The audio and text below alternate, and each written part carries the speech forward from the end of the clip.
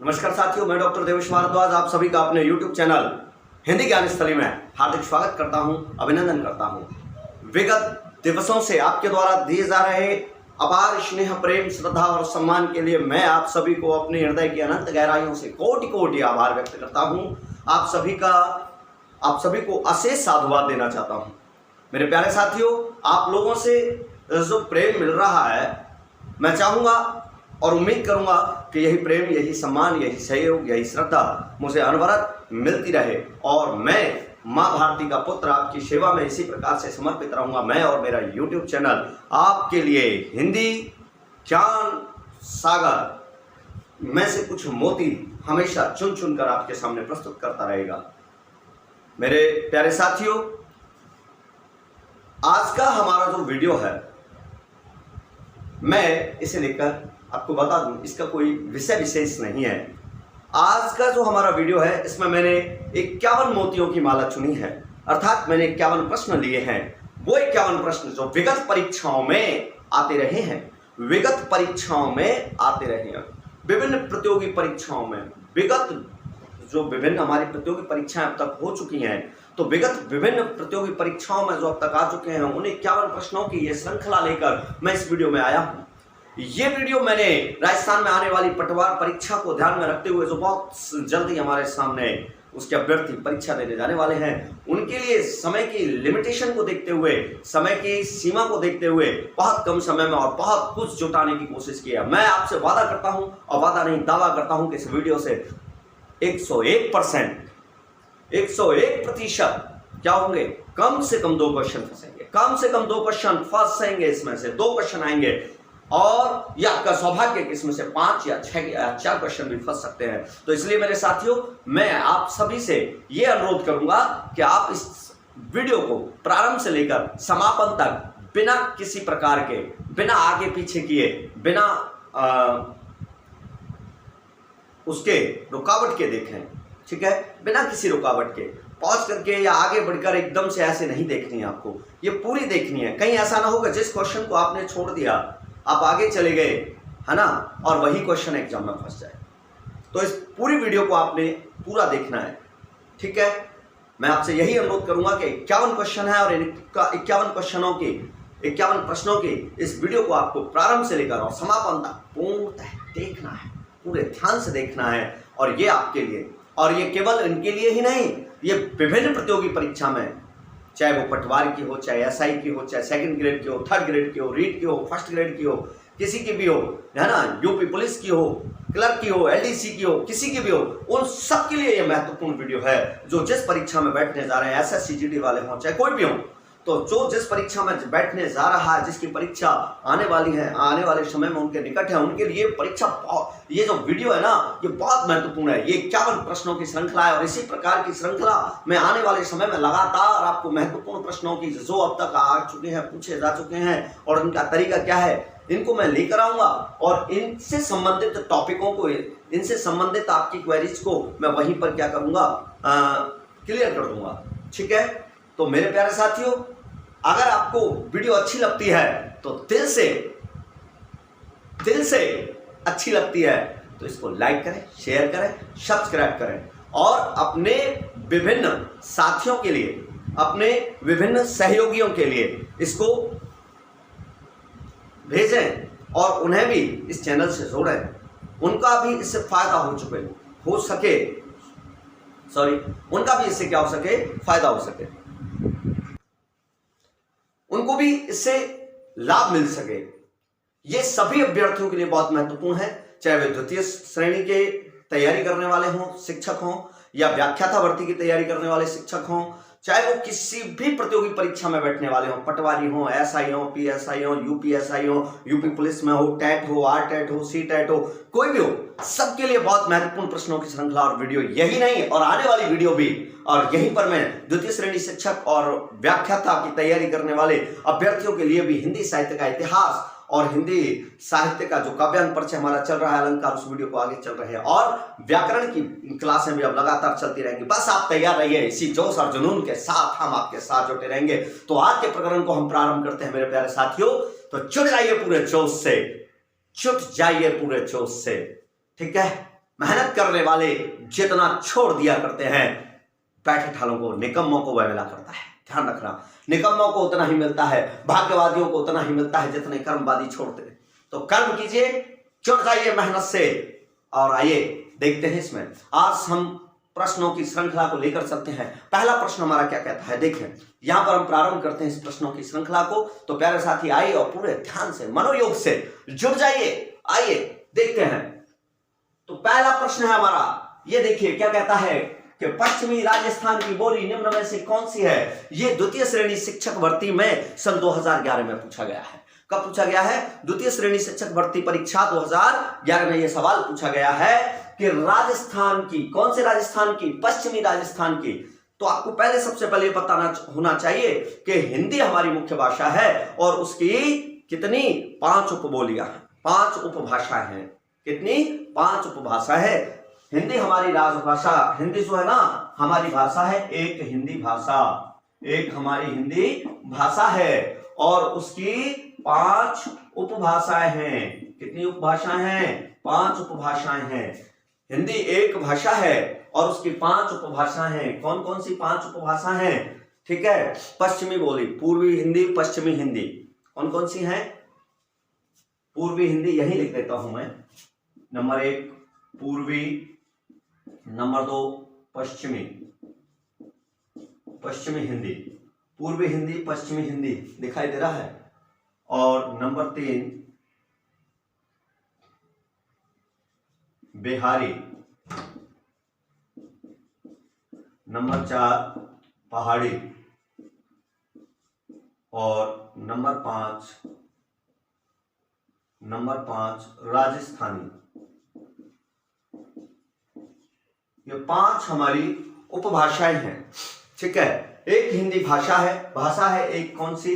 हिंदी भाषा, एक हिंदी है और उसकी ये 5 उपभाषाएं हैं। ठीक है, एक हिंदी भाषा की 5 उपभाषाएं हैं, पूर्वी हिंदी, पश्चिमी हिंदी, बिहारी हिंदी, पहाड़ी हिंदी और राजस्थानी हिंदी। ठीक है, इसके अंतर्गत पहले 22 बोलियां मानी जाती थी, आज कुछ विद्वानों ने इसको 18 और 17 में समेट दिया है। ठीक है, हमको 22 बोलियों का भी पता होना चाहिए, हमें 18 बोलियों का भी पता होना चाहिए। तो सबसे पहले ये पूछ रहा है क्या कि हमारी राजस्थानी हिंदी, पश्चिमी राजस्थानी, तो सबसे पहले हमें हिंदी की बोलियों का पता होना चाहिए मेरे प्यारे साथियों। इसके लिए आपको अभी समय नहीं है ना, आपके पास समय नहीं है, लेकिन फिर भी मैं मोटे तौर पे बता देता हूं। पूर्वी हिंदी, ठीक है, पूर्वी हिंदी के अंतर्गत आती है 3 हिंदी, आप इनको नोट डाउन कर सकते हैं। पूर्वी हिंदी के अंतर्गत आती है 3 हिंदी, कौन कौन सी? अवधी, बघेली, छत्तीसगढ़ी, अवधी, बघेली, छत्तीसगढ़ी, अवधी, बघेली, छत्तीसगढ़ी। याद रखें, यहीं पे याद हो जाएगा। पूर्वी हिंदी के अंतर्गत आती है, पूर्व में जाइए, अवध पड़ेगा, अयोध्या पड़ेगा, राम पड़ेंगे, पूर्व जहां से आपको एनर्जी मिलती है, rising energy of the east, rising energy of the east, पूर्व से हमें हमेशा शक्ति मिलती है, ऊर्जा मिलती है और शक्ति के पुंज है श्री राम जो पड़ते हैं अवध में। ठीक है, तो अवधि में जाइए, पूर्वी हिंदी, अवधी, बघेली, छत्तीसगढ़ी, अवधी, बघेली, छत्तीसगढ़ी। फिर आ जाते हैं हम पश्चिम में, पश्चिमी हिंदी, पश्चिमी हिंदी। ठीक है, पश्चिमी हिंदी की अगर हम बात करें, जिस पश्चिम के आप आज अनुकरणी हो रहे हैं वह पश्चिमी हिंदी है ना। पश्चिम का सभी क्या कर रहे हैं? अनुकरण कर रहे हैं। श्री कृष्ण राम के पश्चिम आए थे, कौन? श्री कृष्ण। राम पहले आए थे कि श्री कृष्ण पहले आए थे? राम पहले आए थे, तो पूर्व में पूर्वी श्री राम और पश्चिमी श्री कृष्ण, कृष्ण थे, तो कृष्ण से जुड़ी हुई मामला है। देखिए, ब्रज, बुंदेली, बागरू, कन्नौजी, दक्षिणी, खड़ी, ये थी ब्रज, बुंदेली, बांगरू, कन्नौजी, दक्षिणी, खड़ी। तो ब्रज, बुंदेली,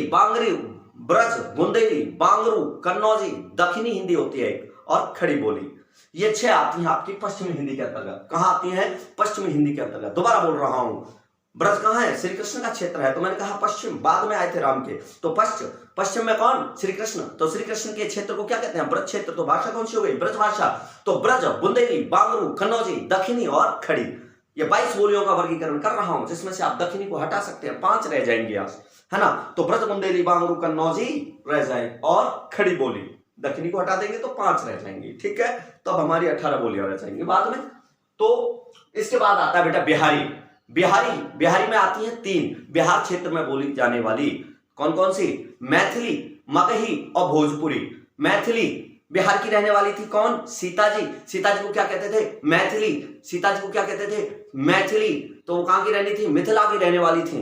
तो मिथिला प्रदेश में बोली जाने वाली मैथिली, सीता जी मैथिली, ठीक है, मैथिली, भोजपुरी, आजकल भोजपुरी फिल्मों का बहुत प्रचलन बढ़ रहा है, तो मैथिली, मगही और भोजपुरी, मैथिली, मगही और भोजपुरी, मगध क्षेत्र में बोली जाने वाली मगही, तो मैथिली, मगधी और मगही और भोजपुरी, ये तीन बोली जाती है हमारी बिहारी में। कहां बोली जाती हैं? बिहारी में। और आते हैं पहाड़ी, तो पूर्वी पहाड़ी, पश्चिमी पहाड़ी, लेकिन इसको हम क्या कह सकते हैं? कुमाऊनी और पहाड़ी, गढ़वाली, कुमाऊनी और पहाड़ी, ठीक है। फिर आ जाती है हमारी राजस्थानी, क्योंकि हमारा सवाल यह है प्यारे साथियों कि हमको बात करनी है राजस्थान की। राजस्थान के पश्चिम में कौन सी? पश्चिम में सबसे पहले आप ज्योग्राफिकल दृष्टि से देखिए, पश्चिमी राजस्थान में कौन सा क्षेत्र आता है? सबसे बड़ा हिस्सा राजस्थान में किसका है? कौन सा प्रदेश है? मारवाड़ प्रदेश है, मारवाड़ भूभाग है, मारवाड़। तो सबसे पहली कौन सी होगी? मारवाड़ी होगी। कौन सी होगी? मारवाड़ी होगी। यहाँ पे ख सही होगा। कौन सा सही होगा? ख सही होगा। राजस्थान का पश्चिम क्षेत्र क्या कहलाता है? मारवाड़ कहलाता है। सबसे बड़ा भौगोलिक क्षेत्रफल की दृष्टि से सबसे बड़ा प्रदेश बनता है अपना ये भौगोलिक प्रदेश, अगर राजस्थान के अंतर्गत देखा जाए तो मारवाड़। तो वहां की भाषा क्या है? मारवाड़ी, ठीक है। तो राजस्थान के अंदर 7 थी, जिनमें से आप कुछ लोग उसको 5 कर देते हैं, ठीक है। तो कौन कौन सी है? देखें, मारवाड़ी सबसे बड़ी थी, मारवाड़। फिर उसके बाद आ गई मेवाड़ी, आजकल मेवाड़ी को गायब कर दिया है। फिर आ गई साहब आपकी ढूंढाड़ी, सॉरी मारवाड़ अपना जो सबसे बड़ा प्रदेश है। और फिर अगर वीरता की बात की जाए, तो गौरव की बात की जाए, तो राजस्थान का सबसे बड़ा जो वीरता का और गौरव का क्षेत्र रखता है तो वो मेवाड़ रखता है। वीरता और गौरव की गाथाएं जिसकी पूरे हिंदुस्तान गाता है वो मेवाड़ की गाई जाती है। तो दूसरी जो बोली है वो है मेवाड़ी। मेवाड़ी को आजकल बोली को कुछ लोगों ने हटा दिया है, ठीक है। तो हमारे पास मारवाड़ी, मेवाड़ी, मैं कह रहा हूं बाद में हटा देंगे इसको, पहले साथ सुन लीजिए, मारवाड़ी, मेवाड़ी। और फिर तीसरे नंबर पे जो क्षेत्र आता है वो आता है हाडोती, हाडा रानी, जिसको आपने पढ़ा होगा, हाडा रानी जिसने अपना मस्तक काटकर राणा चूड़ावत को थाल में रखकर भेज दिया था, वो हाडा रानी है ना। तो हाडोती, हाडा क्षेत्र है ना, हाडा राजवंश जहां पला, कोटा, बूंदी, बारा जिलों में, तो उधर बोली जाने वाली हाडोती है राजस्थान में, है ना। कोटा, बूंदी, बारा क्षेत्र में, झालावाड़ में, उधर बोली जाने वाली कौन सी है? हाडोती, उसको निमाड़ी भी बोलते हैं, ठीक है। और उसके बाद एक और बनती है जयपुरी। जयपुरी को हम ढूंढाड़ी कहते हैं। क्या कहते हैं? ढूंढाड़ी, झारसाई, ये ढूंढाड़ प्रदेश, जयपुर सबसे, कोटा के बाद अगर किसी का हाडा जो राजवंश की राजधानी कोटा क्षेत्र रहा, कोटा अंचल रहा, उसके बाद अगर किसी का नाम आता है महत्वपूर्ण उसमें, तो वह है जयपुर। तो जयपुरी, जयपुर के अंतर्गत बोली जाने वाली, जयपुर के आसपास बोली जाने वाली, इसको ढूंढाड़ी भी बोलते हैं। ढूंढाड़ी, ढूंढ प्रदेश कहा जाता था इसको, तो ढूंढाड़ी, इसको ढूंढाड़ी भी कहा जाता है, झारसाई भी कहा जाता है और जयपुरी भी कहा जाता है। तो ढूंढाड़ी, झारसाई और जयपुरी, ठीक है। इसके बाद अगर किसी का आता है तो वो कौन है? वो है आपका मेवात क्षेत्र आता है, तो वो आ गई मेवाती, अलवर के आसपास का जो क्षेत्र है ना, सीकरी, कामा, अलवर के आसपास का जो क्षेत्र है ना, वो है मेवात क्षेत्र। तो मेवात प्रदेश में बोली जाने वाली मेवाती कहलाती है। और आपको बता दूं कि राजस्थान के 2 जिले डूंगरपुर और बांसवाड़ा, डूंगरपुर और बांसवाड़ा, इनको क्या है? इनको हम कहते हैं वागड़ प्रदेश। क्या कहते हैं? वागड़ प्रदेश। इसको क्या कहते हैं? वागड़ प्रदेश। ये ऊंचाई पे है इसलिए शुष्क रहता है, पानी नीचे चला जाता है, वागड़ प्रदेश। तो वागड़ प्रदेश, इसलिए यहाँ की भाषा को वागड़ी कहा जाता था। क्या कहा जाता था? वागड़ी कहा जाता था, ठीक है। और एक ये जो अपने कोटा से उधर रतलाम की तरफ चलने को होती है, गुजरात और उसमें एमपी के पास लगने को है, ये इनके मध्य क्षेत्र में बोली जाती है, मालवी कहलाती है। तो इस प्रकार राजस्थान की कितनी बोलियां हो गई आप देखें? मारवाड़ी, मेवाड़ी, हाडोती, जयपुरी यानी ढूंढाड़ी, झारसाई, फिर इसके बाद मेवाती, फिर इसके बाद मालवी और इसके बाद वागड़ी। 7 बोलियां हमारी यहां कंप्लीट हुई। तो बात क्या आती है पश्चिमी राजस्थान की बोली निम्न में से कौन सी है? तो पश्चिमी राजस्थान की जो बोली है वो है मारवाड़ी। लेकिन आप पश्चिमी राजस्थान कौन सी है? मारवाड़ी, ठीक। अब नंबर 2 आता है, ये कहता है राजस्थान के राज्य के विभागों में केवल भाषा और देवनागरी की रबर में की मोहरों का उपयोग कब अनिवार्य किया गया? ये कह रहा है कि भाषा में हिंदी, है ना, राजस्थान के राज्य के विभागों में भाषा के रूप में और रबर के रूप में केवल हिंदी का ही प्रयोग होगा। ये अधिनियम कब पारित हुआ? ये कब अनिवार्य किया गया? इनका मोहर जो है ना, इन मोहरों का और भाषा का हिंदी में अनिवार्य, हिंदी भाषा में इनको कब अनिवार्य किया गया? तो सबसे पहला जो है इसमें आपको ऑप्शन दे रहा है सन 1978 में नहीं, ये बिल्कुल सही नहीं है। दूसरा आता है सन 1970 में, ये भी सही नहीं है। तीसरा आता है सन 1967 में, ये भी सही नहीं है। अब आप यहाँ पर ये देखिए 1978, 1970 कोई दिक्कत नहीं है। तुक्का लगाने वालों के लिए बता रहा हूं, तुक्का भी लगाना है। थोड़ा सा अगर आपको पता होगा तो ही कर पाओगे, तुक्का ऐसे थोड़ी है। अगर कहीं भी थोड़ा बहुत पढ़ा होगा तो कंफ्यूजन हो सकता है, और कंफ्यूजन की स्थिति में आप उसको सही कर सकते हैं। तो उसको तुक्का को सही करने के लिए थोड़ा बहुत पढ़ा होना भी जरूरी है। अब जैसे यहाँ दिया है 1967, और देखिए यहाँ 6 पहले 7 बाद में दिया है 1967, और इसी को अगर हम उल्टा करते हैं तो यहाँ पे क्या बन जाता है 1976। क्या बन जाता है 1976। तो कुल मिला के इन्हीं दो में क्या किया है, ऐसा आगे पीछे किया है, बाकी इसमें नहीं किया, इसमें नहीं किया ना। तो इसका मतलब सिंपल सी बात है, इन दोनों में से कोई एक हो सकता है, और मैंने कह दिया ये नहीं है, तो कौन सा होगा। सन 1976 में राजस्थान के राज्य के विभागों में और मोहरों में हिंदी की मोहरों को अनिवार्य कर दिया गया, राज्य के विभागों में हिंदी भाषा को अनिवार्य कर दिया गया। तो वो था सन 1976 से अनिवार्य किया गया। कब से किया गया है, सन 1976 से अनिवार्य किया गया। राजस्थान के राज्य के विभागों में और रबर की मोहरों में हिंदी की रबर की मोहर अनिवार्य की गई है। कब से की गई है, 1976 में। कब से की गई है, 1976 में। कब से की गई है, 1976 में। कब से की गई है, 1976 में। ये सवाल भी आपको मैं बता दूं कब आ चुका है, पटवारी जो परीक्षा थी, भर्ती है ना, पटवारी की परीक्षा 2008 में पूछा जा चुका है। बहुत महत्वपूर्ण सवाल बनता है, बहुत महत्वपूर्ण सवाल बनता है, तो देख लीजिएगा इसको। अगला हमारा जो सवाल बनता है मेरे प्यारे साथियों, अगला हमारा जो सवाल बनता है वो है क्वेश्चन नंबर 3, और ये है क्वेश्चन नंबर 3। क्या कहता है कि देवनागरी लिपि के सुधार के संदर्भ में अ की 12 खड़ी को भ्रामक माना था। देवनागरी लिपि के लिए सुधार समिति का गठन किया गया था। तो सुधार समिति का जो गठन किया गया उसमें कौन सी सुधार समिति थी, या देखिए मैंने आपको उत्तर दे दिया है, यहाँ पे क्या दे दिया है, उत्तर दे दिया है। तो आपको दो तो वैसे दिखाई दे जाएंगे कि कौन सी, ये द्वितीय श्रेणी अध्यापक भर्ती परीक्षा में पूछा गया था। किसमें पूछा गया था, द्वितीय श्रेणी अध्यापक भर्ती परीक्षा राजस्थान की में 2014 में पूछा गया है ये, कि देवनागरी लिपि के सुधार के संदर्भ में अ की 12 खड़ी, जहां पर आज की तरह अ आ ए ई उ नहीं था, केवल हर बार अ होगा, अ पे ही आ की मात्रा लगा दो, अ पे ही ई की मात्रा लगा दो, अ पे ही उ की मात्रा लगा दो। उन्होंने कहा केवल अ रखें, एक ही अक्षर। तो इस 12 खड़ी को किसने भ्रामक माना, उन्होंने भ्रामक माना, 12 खड़ी को भ्रामक माना था। किसने माना था बताइए, महात्मा गांधी ने, श्याम सुंदर दास ने, आचार्य नरेंद्र देव समिति ने, या काका कालेलकर समिति ने। तो इसका सही उत्तर होगा आचार्य नरेंद्र देव समिति ने। किसने, आचार्य नरेंद्र देव समिति ने इसको बिल्कुल गलत माना था। उन्होंने कहा ये भ्रमित कर देगी, ये दिक्कत हो जाएगी, नहीं।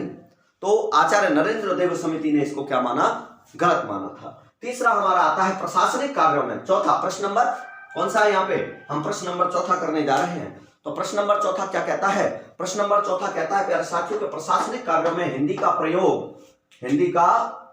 प्रयोग अनिवार्य करने के लिए, हिंदी का प्रयोग अनिवार्य करने के लिए राजस्थान राजभाषा अधिनियम कब पारित हुआ। ठीक है, ये क्या कह रहे हैं, प्रशासनिक कार्यों में हिंदी का प्रयोग अनिवार्य करने के लिए, कंपलसरी। यहां पे देखिए ये क्या कह रहा है कि राजस्थान के राज्य के विभागों में केवल भाषा और देवनागरी की रबर की मोहरों का उपयोग कब अनिवार्य किया गया, केवल भाषा का और रबर का आपको स्टैंप लगाना है। ठीक है, तो उसके लिए अनिवार्य किया गया। लेकिन अभी कह रहे हैं कि प्रशासनिक कार्य जितने भी होंगे, मैं आपको लेटर लिख रहा हूं, आपका जवाब दे रहा हूं, वो सब, तो प्रशासनिक कार्यों में हिंदी का प्रयोग अनिवार्य करने के लिए राजस्थान ने राजभाषा अधिनियम कब पारित हुआ, राजस्थान में राजभाषा अधिनियम कब पारित हुआ। तो ये देखिए ये कह रहा है सन 1965 में, सन 1970 में, सन 1967 में और सन 1956 में। यहां भी देख लो, अब कोई सा भी ऐसा आपको नहीं दिख रहा है। मैंने अभी तुक्का लगाने के लिए कहा था, तो कहां तुक्का भी लगाना है तो उसके लिए हमें कंफ्यूजन करने वाली स्थिति को देखना होगा। तुक्का हमेशा उसमें लगाइए जहां आगे पीछे देखने को मिल रहा हो। तो देखिए सन 1970 और सन 1967 में आपको कोई तुक्का देखने वाली चीज दिख रही है, यहां दिख रही है 1967 1956 में, 1965 1956 में दिख रही है, यस यहाँ पे दिख रही है। यहाँ 6 आ गया 5 पीछे है, यहाँ 5 आ गया 6 पीछे है, ये दोनों सेम है। इसका मतलब या तो यहां से हो सकता है और या यहां से हो सकता है, इन दो में तो बिल्कुल नहीं है, इन दो में तो बिल्कुल नहीं है। हो सकता है क्या, बिल्कुल नहीं है। तब ऐसी स्थिति में आपका उत्तर बनता है सन 1965 में या फिर बनता है 1956 में। तो इसका राइट आंसर है 1956 में। कब, 1956 में अनिवार्य किया गया। ठीक है सब, कब से अनिवार्य किया गया? 1956 से अनिवार्य किया गया। अब आता है सवाल नंबर 5 आपका कि राजभाषा विभाग की स्थापना कब की गई? ये पटवार में 2011 में पूछा गया सवाल है। राजभाषा विभाग की स्थापना कब की गई थी? ये पटवार 2011 में पूछा गया सवाल है और इसको आप गौर से देखिए। ये कह रहा है 14 सितंबर 1949 ईस्वी को, 26 जनवरी 1950 ईस्वी को, 5 अगस्त 1956 ईस्वी को और 25 जून 1975 ईस्वी को। ये बार बार कह रहा है इस बात को, क्या कह रहा है कि राजभाषा विभाग की स्थापना कब की गई थी? तो 14 सितंबर 1949 को, 26 जनवरी 1950 ईस्वी को, 5 अगस्त 1956 ईस्वी को और 25 जून 1975 ईस्वी को।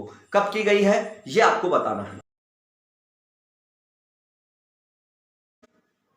कब किया गया नहीं पता, चलिए बात करते हैं। यहां पर देखिए ये कह रहा है 14 सितंबर 1949 को, नहीं, इस दिन हमारा क्या हुआ था इसका मैं आगे बताऊंगा, यहां नहीं बताऊंगा। यहां भी इस प्रकार का एक सवाल है तो हम आगे बताएंगे। और 26 जनवरी 1950 बिल्कुल नहीं। अब फिर आप यहां पर देखें 5 अगस्त 1956 और 25 जून 1975, तो इसका सही आंसर होगा 25 जून 1975 को। कब? 25 जून 1975 को इसको सही माना गया। ठीक है, अभी इसका जो है ना कौन सा है ये? राजभाषा विभाग की स्थापना कब की गई थी? 25 जून 1975 को की गई थी। कब की गई थी? 25 जून 1975 को की गई थी। अब हमारा अगला सवाल है, थोड़ा सा हम स्पीड से निकलेंगे। हमारा ये उद्देश्य है कि 51 क्वेश्चन हो जाए। अभी इसमें 5वां चल रहा है और 6वां प्रश्न है हमारा, देवनागरी का विकास किस लिपि से हुआ? देवनागरी का विकास किस लिपि से हुआ? तो देवनागरी लिपि का जो विकास है ना वो ब्राह्मी लिपि से हुआ। किससे हुआ? ब्राह्मी लिपि से हुआ। ठीक है, ब्राह्मी लिपि से हुआ। सबसे पहले ब्राह्मी लिपि से गुप्त लिपि से कुटिल लिपि से प्राचीन नागरी और प्राचीन नागरी से देवनागरी लिपि का विकास हुआ। ठीक है, ये इसका क्रम है। तो फिलहाल हम बात करते हैं यहाँ पर देवनागरी का विकास किस लिपि से हुआ। ये आपके द्वितीय श्रेणी शिक्षक भर्ती 2011 में आया था और ये 12th के विद्यार्थियों के लिए भी बड़ा महत्वपूर्ण है। ये पिछली बार 2019 के एग्जाम में भी आया था। ठीक है, व्याकरण में आया था कि भाषा लिपि और व्याकरण को जब हम अध्ययन करते कराते हैं तो उसमें यह आया था कि देवनागरी लिपि का विकास किससे हुआ है, देवनागरी लिपि की उत्पत्ति किस लिपि से हुई है, तो वो है हमारी ब्राह्मी लिपि। ठीक है, अब आता है ये देखिए कितना महत्वपूर्ण सवाल है, प्रश्न नंबर 7वां अत्यंत महत्वपूर्ण सवाल है। देखिए कि हिंदी को भारतीय संविधान में संघ की राजभाषा के रूप में कब मान्यता मिली? हिंदी को भारतीय संविधान में संघ की राजभाषा के रूप में कब मान्यता मिली? और इसके लिए हमारे पास ऑप्शन दिया है, पहला 26 जनवरी 1950 को, दूसरा है 14 सितंबर 1949 को, तीसरा है 14 सितंबर 1951 को और चौथा है 5 सितंबर 1948 को। मेरे प्यारे साथियों, जैसा मैं भी आपको बता रहा था, तुक्का अगर लगाना है तो दो तो पहले से दिमाग में से हटा दो। कौन सा? 26 जनवरी 1950 एक ही है, 5 सितंबर 1948 एक ही है। इसका मतलब ये दो तो नहीं हो सकते, बिल्कुल नहीं हो सकते। इनका तो कहीं कोई दूर दूर तक लेना देना नहीं है। तो बच्चे कौन? क्योंकि जो विकल्प होता है उसका फोटोकॉपी, असल का नकल भी दिया जाता है। असल का क्या दिया जाता है? नकल भी दिया जाता है। तो यहाँ 14 सितंबर 1949 भी दे रखा है और 14 सितंबर 1951 भी दे रखा है। तो यहाँ क्या है? संविधान बनकर कब तैयार हो गया था हमारा? कब तैयार हो गया था? 1949 में ही तैयार हो गया था हमारा। ठीक है, और लागू कब किया गया था? 26 जनवरी 1950 को उसे लागू कर दिया गया। तो 51 में तो लागू होने का कोई मतलब ही नहीं है, अंगीकृत करने का कोई मतलब ही नहीं है। जब 49 में बनकर तैयार हो गया हमारा, 26 नवंबर 1950 को बनकर तैयार हो गया था हमारा, तो फिर यहाँ 51 में क्यों लागू होगा? 51 में लागू नहीं होगा। तो इसका मतलब 14 सितंबर 1949 को, कब? 14 सितंबर 1949 को। 14 सितंबर, बहुत सारे बच्चों को 14 सितंबर तो याद रहता है। यहीं से एक सवाल भी बनता है, हिंदी दिवस कब मनाया जाता है? तो 14 सितंबर को मनाया जाता है। हिंदी दिवस क्यों मनाया जाता है? क्योंकि 14 सितंबर 1949 को, ये 12th के बच्चों के लिए बहुत महत्वपूर्ण सवाल है। ठीक है, तो 14 सितंबर 1949 को 12th के बच्चों के लिए भी बहुत महत्वपूर्ण सवाल है। मैं ये बार बार कह रहा हूं, 12th के बच्चों के लिए भी बहुत महत्वपूर्ण सवाल है कि 14 सितंबर 1949 को क्या हुआ? भारतीय संविधान में हिंदी को राजभाषा के रूप में अंगीकृत किया गया, संघ की राजभाषा के रूप में अंगीकृत किया गया था। इसलिए 14 सितंबर को क्या है? हिंदी दिवस के रूप में मनाया जाता है। देखते हैं हम 8, प्रश्न नंबर 8 को हम यहां पर देखते हैं। और प्रश्न नंबर 8 हमारा क्या कहता है? प्रश्न नंबर 8 कहता है राजभाषा अधिनियम कब पारित हुआ? ये पटवारी के 2011 के एग्जाम में आया है मेरे प्यारे साथियों। कहां पूछा गया है? ये पटवारी 2011 में पूछा गया है कि राजभाषा अधिनियम कब पारित हुआ। तो इसमें ऑप्शन दिए गए, देखिए 10 जुलाई 1966, 10 मई 1963, 10 जनवरी 1956 और 14 सितंबर 1949। अब देखिए क्या इनमें से कोई भी एक दूसरे से मिलता है? कोई भी एक दूसरे से नहीं मिलता है, न ये न ये न ये न ये। अब आपको केवल यहाँ कोई तुक्का नहीं लगाना है, यह आपको याद होगा तो ही पता चलेगा। तो आपको बता दूं कि राजभाषा अधिनियम 10 मई 1963 ईस्वी को, कब? 10 मई 1963 ईस्वी को पारित हुआ। कब हुआ? 10 मई 1963 ईस्वी को पारित हुआ। राजभाषा अधिनियम कब पारित हुआ? 10 मई 1963 को पारित हुआ। राजभाषा अधिनियम कब पारित हुआ? 10 मई 1963, 10 मई 1963, 10 मई 1963 को पारित हुआ। राजभाषा अधिनियम कब पारित हुआ? 10 मई 1963 को पारित हुआ। याद हो गया होगा, मैं उम्मीद करता हूं। राजभाषा अधिनियम मैं आपको बता देता हूं कि सब भारत सरकार में ये 14 सितंबर 1949 को हिंदी को राजभाषा के रूप में अंगीकृत किया गया और इसके साथ साथ अंग्रेजी को 15 वर्ष के लिए, ठीक है, सहायक राजभाषा के रूप में स्वीकार किया गया था। तो हमारा संविधान लागू हुआ कब? 26 जनवरी 1950 को। 26 जनवरी 1950 को हमारा संविधान जब लागू हुआ तो मेरे प्यारे साथियों उसमें यह तय किया गया कि आज से 15 वर्ष के लिए, यानी 25 जनवरी 1965 तक। कब तक? 25 जनवरी 1965 तक। 25 जनवरी 1965 तक। 25 जनवरी 1965 तक। 25 जनवरी 1965 तक क्या होगा? अंग्रेजी हिंदी के साथ राजभाषा के रूप में कार्य करेगी, लेकिन 26 जनवरी 1965 से हिंदी संपूर्ण राष्ट्र की राजभाषा, एकमात्र राजभाषा होगी। तो इसके लिए कांग्रेस सरकार ने 10 मई 1963 को, कब? 10 मई 1963 को एक अधिनियम पारित किया। एक अधिनियम पारित किया। क्या अधिनियम पारित किया? कि भाई 25 जून, कब? अब इसको हम क्या कर देते हैं, 25 जून 1965 से क्या होगा? 25 जून 1965 से हिंदी भी अंग्रेजी के साथ राजभाषा के रूप में कार्य करेगी, है ना। आप इसको 15 वर्ष तक नहीं, इसकी कोई सीमा नहीं दी, सीमा की पाबंदी हटा दी गई। इसकी सीमा क्या है? सीमा पाबंदी हटा दी गई कि हम इसका क्या करते रहेंगे? अवलोकन करते रहेंगे, आगे देखेंगे कब हटानी है कब नहीं हटानी है। ये राजनीतिक वोटों की खातिर, राजनीतिक रसूखों की खातिर, राजनीतिक लाभ लेने के लिए सरकार ने क्या किया कि यहां पर दक्षिण भारतीयों का जब दबाव बढ़ा तो उन्होंने कह दिया 10 मई 1963 को एक अधिनियम पारित किया और जिसमें उन्होंने कहा कि 25 जून, जैसे कि 25 जनवरी को यह समाप्त हो रहा था, नहीं, उन्होंने अधिनियम पारित करके कहा कि 10 मई 1963 को उन्होंने यह अधिनियम पारित कर दिया और उन्होंने कह दिया कि 25 जून 1965 से अंग्रेजी भी हिंदी के साथ राजभाषा के रूप में विधिवत कार्य करती रहेगी। 25 जून 1965 से, ठीक है। राजभाषा अधिनियम कब लागू हुआ? 10 मई 1963 को। अब हमारा सवाल आता है नया। अगला सवाल है हमारा प्रश्न नंबर 9। तो हमारा प्रश्न नंबर 9 है राजभाषा अधिनियम में संशोधन कब हुआ? राजभाषा अधिनियम में संशोधन कब हुआ?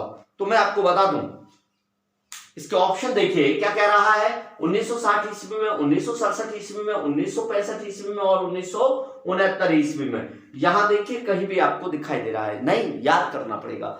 तो मैं आपको बता दूं कि 1967 ईस्वी, इसका जो सही आंसर है वो क्या है? 1967 ईस्वी। क्या है? 1967 ईस्वी, ठीक है। 27 नवंबर 1967 ईस्वी को राजभाषा संकल्प के साथ, ठीक है, राजभाषा संकल्प के साथ चर्चा हुई और उसी में आपके राजभाषा अधिनियम 27 नवंबर 1967 को सरकार ने संसद में राजभाषा संकल्प प्रस्तुत किया और राजभाषा संकल्प प्रस्तुत किया तो उसी में उन्होंने क्या किया कि राजभाषा अधिनियम में संशोधन किया। 1967 राजभाषा अधिनियम जो 1963 था उसमें कब? 27 नवंबर। कब किया? 27 नवंबर 1967 को इन्होंने संसद में क्या किया? राजभाषा संकल्प प्रस्तुत किया और संसद में जब राजभाषा संकल्प प्रस्तुत किया तो उसी में इन्होंने क्या किया कि 10 मई 1963 को पारित हुए राजभाषा अधिनियम में संशोधन किया और इन्होंने इसमें एक जोड़ दी कि भाई अब तक तो आप क्या चाहते थे कि अब जब चाहें आप अंग्रेजी को राजभाषा पद से हटा सकते हैं, लेकिन अब इन्होंने इसमें संशोधन किया जो 8 जनवरी 1968 को, कब भैया 8 जनवरी 1968 8 जनवरी 1968 को अधिनियमित हो गया, पारित हो गया, लागू हो गया। 8 जनवरी 1968 से लागू हो गया। ये 1967 में पारित हुआ और 8 जनवरी 1968 में लागू हो गया। ये क्या इन्होंने कहा कि कोई भी अहिंदी भाषी केंद्र है ना, इसमें ये लागू किया, संशोधन किया कि केंद्र तब तक हिंदी को पूर्ण राजभाषा का दर्जा नहीं दे सकता, यानी अंग्रेजी को तब तक राजभाषा के पद से हटा नहीं सकता जब तक कि कोई भी अहिंदी भाषी राज्य के जो संसद है यानी जो विधानमंडल है वो पूरा मिलकर, जो विधान मंडल है, ठीक है, जो विधानसभा और विधान परिषद उनका 2/3 सदस्य, उनका जो बहुमत है, इस आदेश को पारित न कर दे कि नहीं हिंदी को राजभाषा के रूप में घोषणा कर देते हैं, तो तब तक आप उस राज्य पर हिंदी को राजभाषा के रूप में थोप नहीं सकते हैं। ये इन्होंने इसमें लागू कर दिया कि केंद्र तब तक हिंदी को किसी भी राज्य अहिंदी भाषी राज्य पर राजभाषा के रूप में थोप नहीं सकता है जब तक कि उस राज्य का विधानमंडल, विधानसभा और विधान परिषद के सदस्य बहुमत के साथ इस प्रस्ताव को पारित न करें कि हिंदी को राजभाषा बनाया जाए। समझ में आया? तो कब किया गया ये? 27 नवंबर 1967 को यह राजभाषा संकल्प के रूप में प्रस्तुत किया गया था और इसमें 10 मई 1963 को राजभाषा अधिनियम में जो अधिनियम बना था उसमें संशोधन कर दिया। अब ये बाध्यता कर दी कि आप उसे हटा ही नहीं सकते, पहले हटा सकते थे, अवलोकन करना था, 63 में ये था, आगे बढ़ा दिया गया, हटा सकते थे, देख सकते थे, उसकी समीक्षा की जाएगी, लेकिन 1967 में ये अधिनियमित कर दिया गया। जो अधिनियम कब लागू हो गया? 8 जनवरी 1968 से लागू हो गया कि आप बिना राज्य की इच्छा के अहिंदी भाषी जो राज्य हैं उन पर आप अपनी राजभाषा को थोप नहीं सकते। ठीक है प्यारे साथियों, अगला प्रश्न हमारा देखते हैं। अगला प्रश्न कह रहा है राजभाषा नियम 1976 में ग क्षेत्र में कौन सा राज्य सम्मिलित है? यह भी पटवार 2011 में आया है। ये तीनों ही पटवार 2011 में पूछे गए हैं। पटवार की भर्ती परीक्षा जो हुई 2011 में उसमें ये तीनों ही सवाल पूछे गए हैं, अत्यंत महत्वपूर्ण बनते हैं, है ना। ये कह रहा है कि राजभाषा नियम 1976 में बना, ठीक है, तो राजभाषा नियम 1976 में ग क्षेत्र में कौन सा राज्य सम्मिलित है? सबसे पहले आपको यह पता होना चाहिए कि राजभाषा नियम क्या है। तो राजभाषा नियम बनाया गया, ठीक है, और राजभाषा नियम की धारा 8 राजभाषा नियम 1976 में पारित हुआ और इसकी जो थी धारा 8 के उपबंध 2 के अंतर्गत नियम नंबर 4, ठीक है, धारा 8 उपबंध 2 के नियम नंबर 4 के अंतर्गत यह तय किया गया, यह निर्धारित किया गया कि राजभाषा के आधार पर, हिंदी के बोलचाल के आधार पर हम क्या करते हैं, हिंदी के प्रयोग के आधार पर पूरे देश के जितने भी हमारे उस समय प्रदेश थे, ठीक है, 27, 28 और 7, है ना, 28 राज्य 7 केंद्र शासित प्रदेश या 25 राज्य 7 केंद्र उस समय जो थे उसमें इसका उपबंध कर दिया गया। उसमें ये तय कर दिया गया कि कौन कौन से राज्य हमारे 3 भागों में डिवाइड किया गया इनको, है ना, 3 क्षेत्र कर दिए गए। एक कर दिया गया क क्षेत्र, एक कौन सा कर दिया गया क क्षेत्र, एक का नाम रख दिया गया क क्षेत्र, दूसरे का नाम रख दिया गया ख क्षेत्र और तीसरे का नाम रख दिया ग क्षेत्र, ठीक है, क क्षेत्र, ख क्षेत्र और ग क्षेत्र। राजभाषा हिंदी के प्रयोग के आधार पर संपूर्ण देश को 3 भागों में डिवाइड किया गया, क क्षेत्र, ख क्षेत्र और ग क्षेत्र, ठीक है। कौन से? क क्षेत्र, ख क्षेत्र और ग क्षेत्र। अभी इसी से संबंधित नीचे दूसरा सवाल भी यहीं पर है जो कि 2011 में पटवारी की परीक्षा में पूछा गया है कि राजभाषा नियम 1976 के ख क्षेत्र में कौन सा राज्य सम्मिलित नहीं है? ख क्षेत्र में मैं अभी आपको बता रहा था, एक है क क्षेत्र, एक है ख क्षेत्र, एक है ग क्षेत्र, है ना। राजभाषा कि अगर हम बात करते हैं तो इसका राजभाषा नियम 1976 में इसके धारा 8 के उपबंध 2 के नियम नंबर 4 के अनुसार यह तय किया गया कि राजभाषा हिंदी के प्रयोग के आधार पर संपूर्ण देश को 3 भागों में क्या किया जाता है, 3 क्षेत्रों में, 3 भागों में क्या किया जाता है, डिवाइड किया जाता है, विभक्त किया जाता है। तो पहला क्षेत्र होगा क क्षेत्र, दूसरा होगा ख क्षेत्र और तीसरा होगा ग क्षेत्र। ठीक है, तो क क्षेत्र में प्यारे साथियों क्या आता है हमारा, क क्षेत्र में आता है हमारा, देखिए क क्षेत्र में आता है उत्तर प्रदेश, राजस्थान, हरियाणा, उत्तर प्रदेश, राजस्थान, हरियाणा, बिहार, दिल्ली, केंद्र शासित प्रदेश जो है दिल्ली, हिमाचल प्रदेश, मध्य प्रदेश, ये हमारे कहां आते हैं, इसके अंतर्गत आते हैं। ठीक है, कहां आते हैं, क क्षेत्र के अंतर्गत। कौन कौन से, हरियाणा, उत्तर प्रदेश, बिहार, राजस्थान, मध्य प्रदेश, ठीक है, दिल्ली, हिमाचल प्रदेश, 7 प्रदेश उस समय के 7। अब इनमें से जैसे बनता चला गया, उत्तर प्रदेश में से उत्तरांचल बन गया, ठीक है, मध्य प्रदेश में से छत्तीसगढ़ बन गया, बिहार में से झारखंड बन गया, ये इसी के अंतर्गत आते हैं। ठीक है, और दिल्ली हमारा एक केंद्र शासित प्रदेश है। तो कौन कौन से आ गए इसमें, यूपी, एमपी, बिहार, छत्तीसगढ़, हिमाचल प्रदेश, राजस्थान, हरियाणा, ये 7 प्रदेश इसके अंतर्गत आते हैं। कौन से, क क्षेत्र के अंतर्गत आते हैं। ठीक है, मैं लिख देता हूं यहां पे, UP, MP, Rajasthan, Haryana, sorry यहीं पे लिख देता हूं, हरियाणा, बिहार,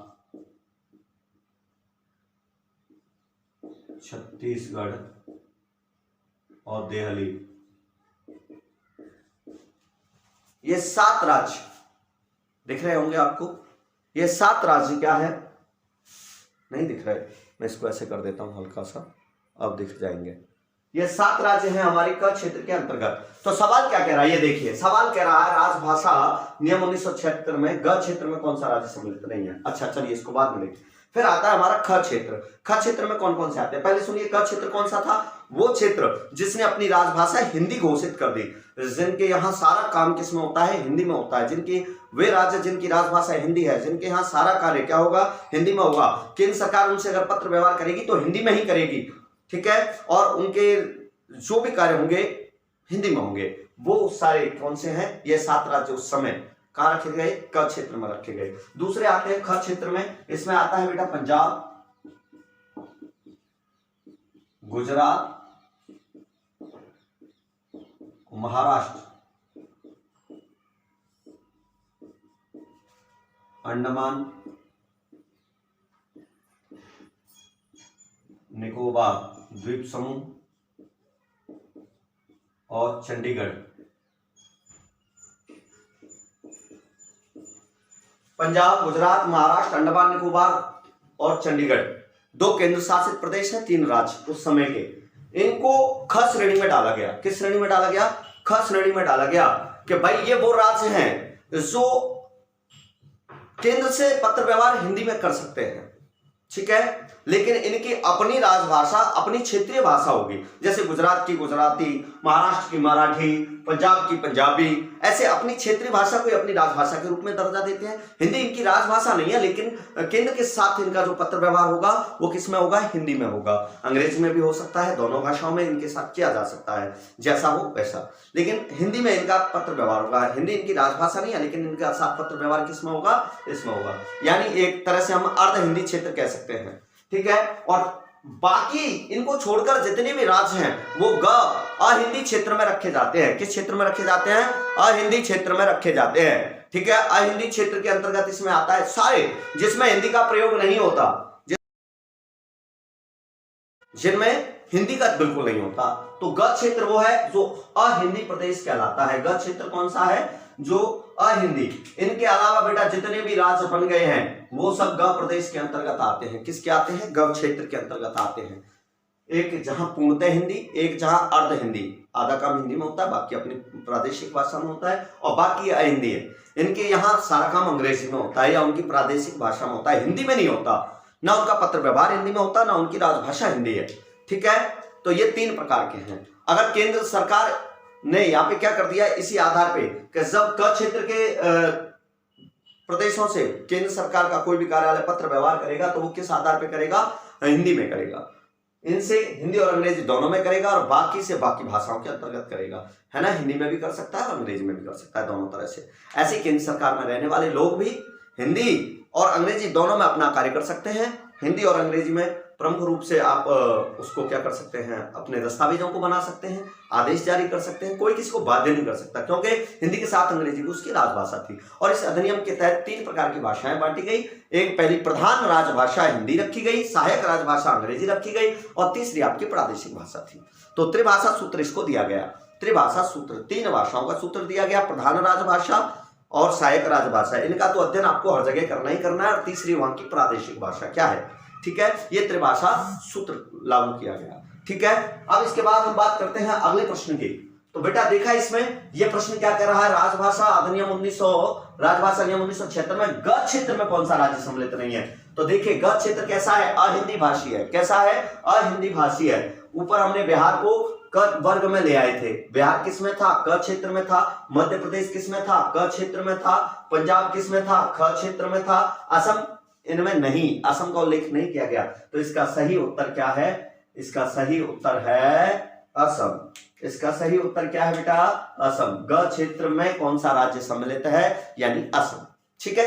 अब आता है दूसरा, राजभाषा नियम 1976 में कि ख क्षेत्र में कौन सा राज्य सम्मिलित नहीं है। ये भी पटवारी 2011 में आ चुका है, ख क्षेत्र में नहीं है। तो ख क्षेत्र में मैंने आपको 5 राज्य बताए थे। पंजाब नहीं, पंजाब है, हरियाणा है, महाराष्ट्र है, चंडीगढ़ है, अंडमान निकोबार द्वीप समूह है। अब जरा देखिए इसमें से गुजरात है ना, ख क्षेत्र में कौन कौन से मैंने अभी बताया था, पंजाब, गुजरात, महाराष्ट्र। पंजाब, गुजरात, महाराष्ट्र, चंडीगढ़ और अंडमान निकोबार द्वीप समूह, 5 राज्य हैं, ठीक है बेटा। तो देखिए गुजरात भी यहाँ पर है, पंजाब भी यहाँ पर है और हरियाणा, महाराष्ट्र भी यहाँ पे है। तो ये भी ख क्षेत्र में है, ये भी ख क्षेत्र में है, ये भी ख क्षेत्र में है। ये नहीं है, ये अ क्षेत्र में है या क क्षेत्र में है। तो यहां पर हमने आपको बता दिया, ये इसका सही आंसर क्या है, हरियाणा। हरियाणा किसका बेटा, हरियाणा किसके अंतर्गत आ रहा है, हरियाणा आ रहा है क क्षेत्र के अंतर्गत, ख क्षेत्र के अंतर्गत नहीं आ रहा है। और प्रश्न क्या कह रहा है, राजभाषा नियम 1976 के ख क्षेत्र में कौन सा राज्य सम्मिलित नहीं है। तो नहीं है हरियाणा, महाराष्ट्र है, पंजाब है, गुजरात है, ठीक है। अगला प्रश्न हमारा कहता है, राष्ट्रपति ने राजभाषा आयोग के गठन का आदेश किस वर्ष पारित किया, ठीक है। तो अनुच्छेद 343 से लेकर 351 तक क्या किया गया है, राजभाषा से संबंधित नियमों का प्रस्ताव किया गया है संविधान में। संविधान के अनुच्छेद 343 से 351 तक राजभाषा से संबंधित प्रावधान है, अनुच्छेद उनसे संबंधित नियमित किए गए हैं। तो इसी में अनुच्छेद 344 के तहत ये ना जो तैयारी कर रहे हैं, पॉलिटिकल का भी सवाल है, तो किसके तहत, अनुच्छेद 344 के तहत, अनुच्छेद 344 के तहत राष्ट्रपति को यह अधिकार है कि वो क्या करेगा, राजभाषा आयोग का गठन कर सकता है।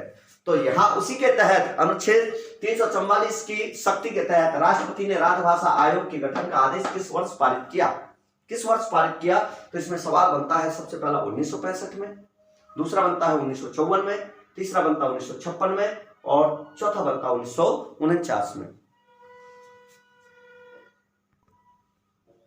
यहां एक मुझे लग रहा है एक मिस्टेक हो गई, ये मैं 65 लिख गया हूं बेटा, ये 55 है, ठीक है। तो राष्ट्रपति ने राजभाषा आयोग के गठन का आदेश किस वर्ष पारित किया, 1955, 1954, 1956 और 1949। तो यहां पर आता है सही उत्तर 1955। कौन सा है, 1955। अगला सवाल है हमारा कि संवैधानिक दृष्टि से हिंदी भारत की भाषा है। संवैधानिक दृष्टि से, संविधान की दृष्टि से अगर हम बात करें, है ना, 12th के विद्यार्थी भी मेरे इसको देख रहे हैं तो इसका उत्तर उन्हें देना चाहिए। वो पहले से फटाक से इस प्रश्न को पढ़कर अपना उत्तर नोट डाउन करें, आपको आपकी तैयारी की पता चलेगी वो क्या तैयारी कर रहे हैं, आपने क्या पढ़ा है, ठीक है। तो ये कह रहा है संवैधानिक दृष्टि से हिंदी भारत की भाषा है। कौन सी भाषा है, मातृभाषा है, जनभाषा है, संस्कृति भाषा है या राजभाषा है। संविधान की दृष्टि से कौन सी भाषा है, देखिए, मातृभाषा, जनभाषा, संस्कृति भाषा या राजभाषा। तो संविधान आ गया है, जहां संविधान द्वारा उसको संरक्षित कर दिया गया है, संविधान द्वारा सुरक्षित कर दिया गया है, आप पर एक्शन भी लिया जा सकता है, उसके खिलाफ अगर आपने एक भी शब्द बोला, उसके खिलाफ आपने अगर उसके अनुसार कार्य नहीं किया, संविधान के अनुसार, है ना, आप संविधान के खिलाफ गए तो आप पर एक्शन लिया जा सकता है, आप पे एक्ट किया जा सकता है। ठीक है, तो ये कौन सी भाषा कहलाएगी? ये कहलाएगी राजभाषा। प्यारे बच्चों, कौन सी भाषा कहलाएगी? राजभाषा कहलाएगी। अगला हमारा सवाल है, उत्तर प्रदेश सरकार द्वारा 1947 ईस्वी में गठित कौन सी देवनागरी लिपि सुधार समिति, कौन सी देवनागरी लिपि सुधार समिति के अध्यक्ष, ये जो ना अभी मैंने सवाल पूछा था आपसे पहले वाला, संवैधानिक दृष्टि से हिंदी भारत की भाषा है, ये द्वितीय श्रेणी शिक्षक भर्ती 2011 में पूछा गया। बहुत ही महत्वपूर्ण सवाल है, द्वितीय श्रेणी शिक्षक भर्ती 2011 में पूछा गया है। और अब हमारा सवाल नंबर 14 है कि उत्तर प्रदेश सरकार द्वारा 1947 ईस्वी में गठित देवनागरी लिपि सुधार समिति के अध्यक्ष थे। उत्तर प्रदेश सरकार ने क्या किया था? 1947 ईस्वी में देवनागरी लिपि सुधार समिति का गठन किया था। तो इसके अध्यक्ष कौन थे? सवाल ये बनता है। और इसमें ऑप्शन है आपका काका कालेलकर, आचार्य नरेंद्र देव, महादेव गोविंद रानडे और विनोबा भावे। ये भी आपकी द्वितीय श्रेणी शिक्षक भर्ती अभी अभी हुई है, रिसेंटली 2017 वाली में। इसमें पूछा गया है 1 जुलाई 2017 को यह भर्ती हुई थी, शिक्षक भर्ती, द्वितीय श्रेणी शिक्षक भर्ती में पूछा गया है ये कि उत्तर प्रदेश सरकार द्वारा 1947 ईस्वी में जो देवनागरी लिपि सुधार समिति का गठन किया गया, उसके अध्यक्ष कौन थे? काका कालेलकर, आचार्य नरेंद्र देव, महादेव गोविंद रानडे और विनोबा भावे। तो इसका सही उत्तर होगा आचार्य नरेंद्र देव। कौन? आचार्य नरेंद्र देव। और अगला हमारा सवाल है कि राष्ट्रभाषा होती है द्वितीय, राष्ट्रभाषा क्या होती है? ये आपके द्वितीय श्रेणी शिक्षक भर्ती परीक्षा 2010 में पूछा गया था। ठीक है, क्या पूछा गया कि राष्ट्रभाषा होती है, क्या होती है? नंबर 1 ऑप्शन दिया है अधिकतर राज्यों की भाषा, नंबर 2 ऑप्शन दिया है राज्य विशेष की भाषा, नंबर 3 दिया है राष्ट्र की राजधानी की भाषा और नंबर 4 है राष्ट्र के लोगों की संपर्क भाषा। तो आप दोबारा सुन लें, पहला है अधिकतर राज्यों की भाषा, दूसरा है राज्य विशेष की भाषा, तीसरा है राष्ट्र की राजधानी की भाषा और चौथा है राष्ट्र के लोगों की संपर्क भाषा। तो वो कह रहे हैं राष्ट्रभाषा क्या होती है? राष्ट्रभाषा होती है राष्ट्र के लोगों की संपर्क भाषा। अगला प्रश्न हम देखते हैं। अगले प्रश्न पर जाने से पहले मेरे साथियों, मैं फिर एक बार आपसे कहता हूं कि ये सीरीज, ये वीडियो की सीरीज आपके सभी साथियों के लिए, आपके अपनों के लिए बेहद शानदार और बेहद सहयोगी होने जा रही है। तो कृपया जिन्हें अपना समझते हैं, जो आपके अपने हैं, जिनका आप भला चाहते हैं, आप चाहते हैं कि पटवारी की परीक्षा में या किसी अन्य परीक्षा में उनका भला हो, तो आप उन्हें ये वीडियो साझा करें, शेयर करें और अधिक से अधिक बच्चों के लिए इसका फायदा पहुंचे, इसके लिए आप अधिक से अधिक शेयर करें और सब्सक्राइब करवाएं। धन्यवाद साथियों। जैसी भी वीडियो लगती है उस पर कमेंट जरूर करिएगा। आपको अच्छा लगता है, बुरा लगता है, कोई सवाल है आपके मन में, मैं पहले भी बता चुका हूं, मेरे इसमें वीडियो में मेरा नंबर, व्यक्तिगत नंबर चलता रहता है। आप उस पर अपने पर्सनल कोई भी क्वेरीज है वो भी आप साझा कर सकते हैं, पूछ सकते हैं या सीधे कमेंट पर पूछ सकते हैं। ठीक है, आते हैं हम यहाँ पर। अगला सवाल हमारा ये है कि किस क्रम में कथन असत्य है? ये पटवारी 2011 के एग्जाम में पूछा गया है। किस क्रम में कथन असत्य है? ये पटवारी 2011 के एग्जाम में पूछा गया है। और देखिए, असत्य कथन कौन सा है वो हमें पढ़ना है, यानी 3 सत्य है और 1 असत्य है, वो पढ़ना है। तो सबसे पहले पढ़ते हैं। पहला है सरकारी कामकाज की भाषा को हम राजभाषा कहते हैं। दूसरा कहता है संविधान की 8वीं सूची में 15 भाषाएं हैं। तीसरा कह रहा है संविधान में हिंदी को राष्ट्रभाषा घोषित किया गया है। और चौथा है केंद्रीय हिंदी समिति का अध्यक्ष मुख्यमंत्री होता है। ये कह रहा है किस क्रम में कथन असत्य है? असत्य नहीं,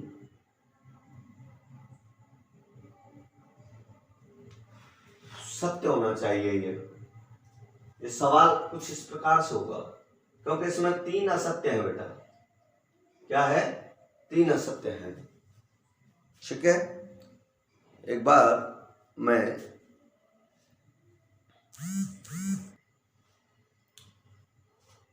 तो किस क्रम में कथन सत्य है?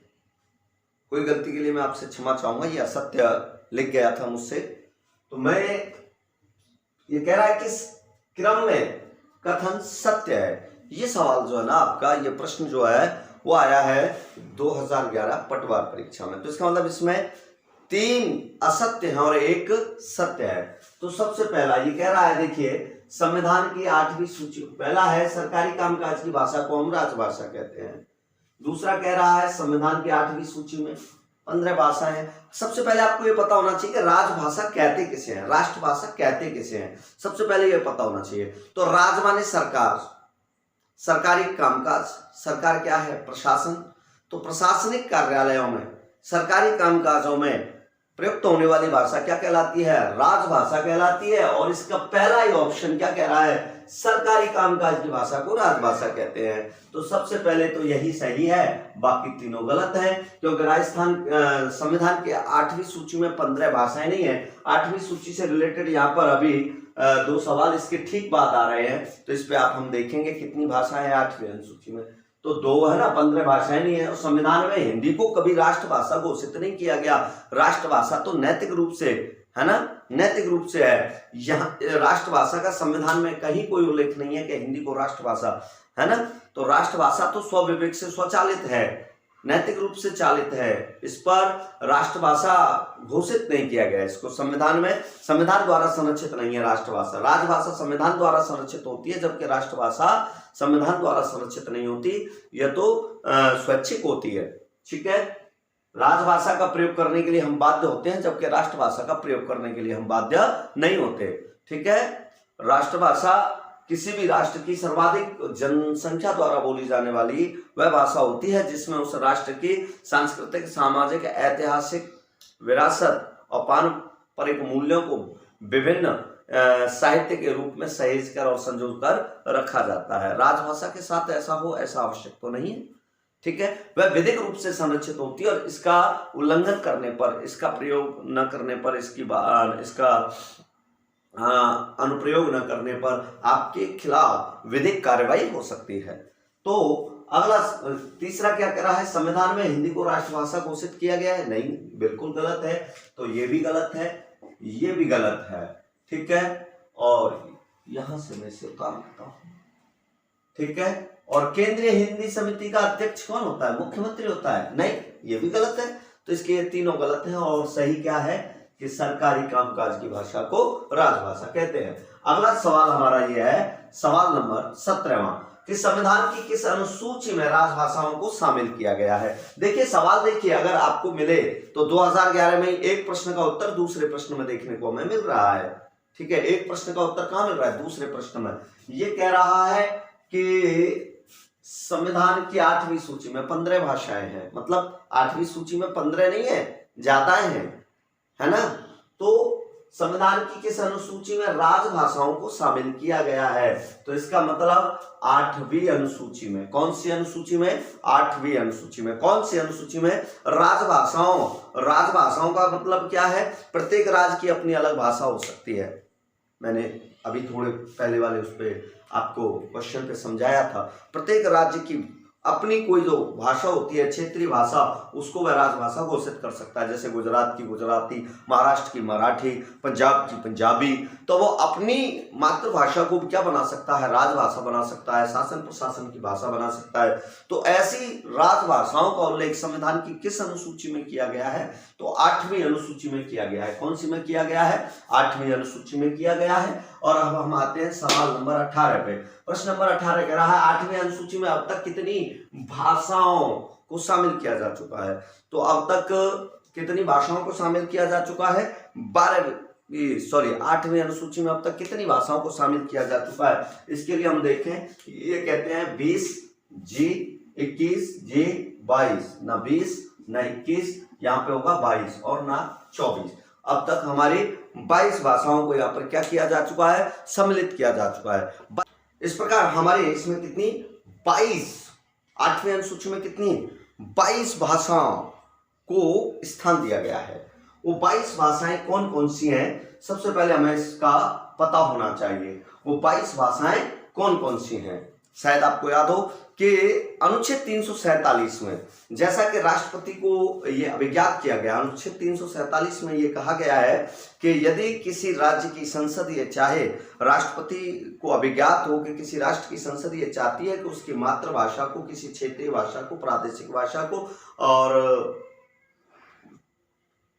संविधान में एक विशेष दर्जा प्राप्त होना चाहिए, राजभाषा का दर्जा प्राप्त होना चाहिए, तो वह इसकी सिफारिश कर सकता है, वह इसकी क्या दे सकता है, अनुमति दे सकता है, इसका निर्देश दे सकता है कि उसे राजभाषा घोषित किया जाए।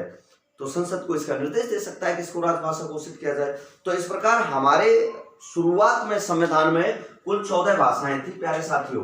शुरुआत में कितनी थी? कुल 14 भाषाएं। ठीक है, शुरुआत में संविधान के अंतर्गत कुल 14 भाषाएं। कितनी भाषाएं? 14 भाषाएं थी।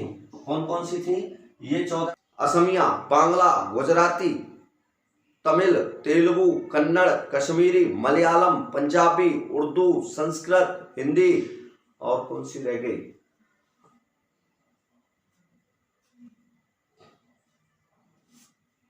सारी हो गई, शायद हो गई।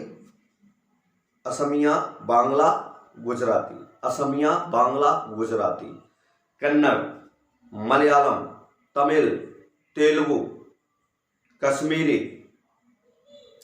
हिंदी, संस्कृत, उर्दू, उड़िया, पंजाबी और कौन सी रह गई इसमें?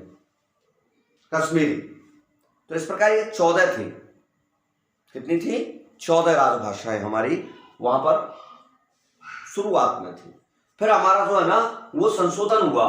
कौन सा संशोधन हुआ? 12वां संशोधन हुआ। संविधान में 12वां संशोधन हुआ। संविधान में कौन सा संशोधन हुआ? 12वां संशोधन हुआ और ये हुआ 1967 में। कब हुआ? 1967 में। तो संविधान में 12वां संशोधन हुआ। कब हुआ? 1967 में हुआ। और संविधान में 12वां संशोधन 1967 जो हुआ, इससे हमको क्या है, एक भाषा और जोड़ दी गई, प्लस कर दी गई इसमें एक भाषा, और वो थी सिंधी। कौन सी? सिंधी भाषा जोड़ दी गई। ठीक है, कब? 12वां संशोधन कब हुआ? 1967 में 12वां संशोधन हुआ 1967 में, जिसमें एक भाषा जोड़ दी गई, सिंधी।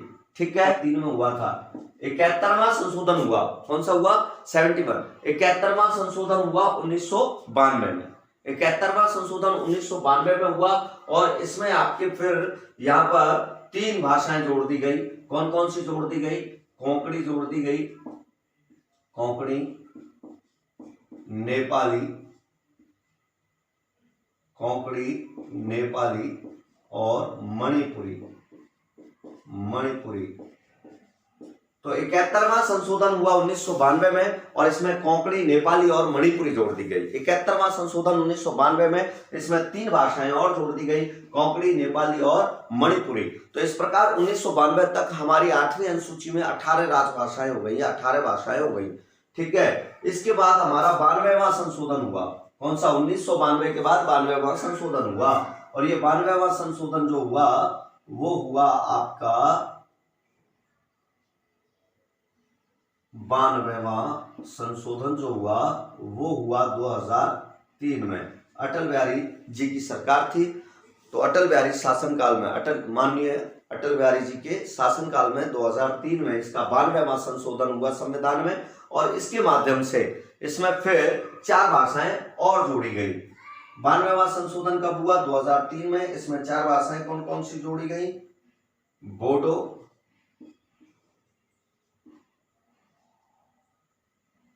डोगरी, मैथिली और संथाली। बोडो, डोगरी, मैथिली और संथाली। तो इस प्रकार हमारी भाषाएं हो गई 22। 14 पहले थी, बाद में ये आ गई। एक 12वें संशोधन से सिंधी जोड़ी गई। 71वें संशोधन जो 1992 में हुआ उससे 3 और जोड़ी गई। कौन कौन सी? कोंकणी, नेपाली, मणिपुरी। और इसके बाद 92वां संशोधन, 92वां जो संशोधन हुआ 2003 में, ठीक है, उसमें 4 भाषाएं जोड़ी गई। कौन कौन सी जोड़ी गई? बोडो, डोगरी, मैथिली और संथाली। इस प्रकार आपके पास 8वें अनुसूची में टोटल कितनी भाषाएं हो गई? राजभाषाएं हो गई 22। ठीक है, अब हम बात करते हैं अगले प्रश्न की। तो प्रश्न नंबर हमारा 19वां, प्रश्न नंबर 19वां हम देखते हैं यहाँ पे। तो प्रश्न नंबर 19वां जो कह रहा है वो कह रहा है कि संविधान के किस अनुच्छेद के अंतर्गत संघ की राजभाषा हिंदी और लिपि देवनागरी घोषित की गई? अच्छा, जो अभी मैंने पूछा था 8वीं अनुसूची में अब तक कितनी भाषाएं शामिल की जा चुकी हैं, द्वितीय श्रेणी शिक्षक भर्ती का सवाल है और ये 2017 में अभी लेटेस्ट आया है। ठीक है, कब आया है? लेटेस्ट 2017, एक साथ 2017 1 जुलाई 2017 को जो एग्जाम हुआ उसमें द्वितीय श्रेणी के हिंदी के एग्जाम में ही आया है। तो बड़ा महत्वपूर्ण सवाल बनता है, इसको आप देख लीजिएगा, छोड़िएगा नहीं। और इसीलिए मैंने इसकी यहाँ पे विशद व्याख्या आपको की है कि 14 भाषाएं हमारी पहले से थी। 12वें संशोधन में हमने इसमें एक जोड़ी, कौन सी? सिंधी जोड़ी। उसके बाद 71वें संशोधन 1992 में हमने 3 भाषाएं जोड़ी, नेपाली, कोंकणी और मणिपुरी। उसके बाद 2003 में हमने 92वां संशोधन किया और उसमें हमने 4 भाषाएं जोड़ी, कौन सी? बोडो, डोगरी, मैथिली और संथाली।